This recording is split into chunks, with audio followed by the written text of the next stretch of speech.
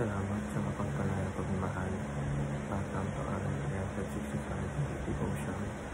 Ako po sa Alexander Jonas ng Batch 3. At ang topic mo na tatalakay natin ngayon ay sino ang kamukha mo, likeness of God.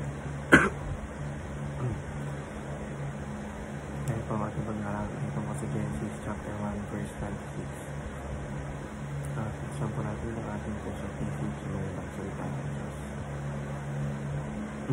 Sinasabi dito na, then God said, let us make man in our image after our likeness, and let them have dominion over the fish of the sea, and over the birds of the heavens, and over the livestock, and over all the earth, and over every creeping thing that creeps on the earth.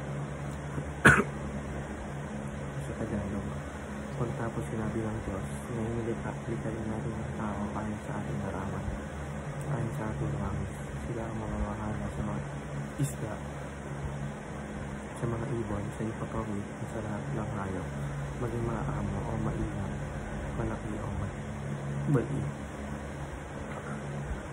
Teachings. What does it mean to be made in the likeness of God? Number 1. Humans are God's creative rulers. Dahil binigyan ng Diyos na kakayahang magpasya, mga siwa at paula rin ang kanyang likha.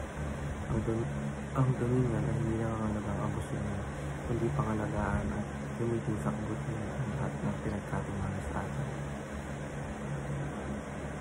Teaching number 2. Humans are God's developers. Ang ating utak, talento at kakayahan ay nilikha upang mag-disenyo, mag-invento, magtayo at pagandahin ang mundo. Tayo ay may tungkulin gawin mas maayos ang lahat ng bagay na naipagkatiwala sa atin. Teaching number 2. Humans are God's multipliers. Hindi lamang ito tumutukoy sa literal na pagpapatuloy ng tao, kundi pati na rin sa pagpapanagawa ng mga buting bagay, pagmamahal, pananampalataya, kabutihan, at kahit mga gawain o yaman na nasa ating pangalaga. Petition number 1. Be a creative ruler of everything you have. Ano man ang nasa iyong kamay ngayon, oras, relasyon, talento, negosyo, pag-aaral ay dapat mong gamitin ng may karunungan at layunin. Hindi ito sa dali, kundi sa pagiging tapat at maayos magpamamahal. Petition number 2. Be a developer of everything entrusted to you. Imbes na hayaan lamang na manatili ang mga bagay sa kasalukuyang kanya. Pabutihin mo ito, mula tayo sa hardinero at papayabong ng panindigayin. Hindi tayo sa ating buhay, pamilya o pananampalataya. Application number 3.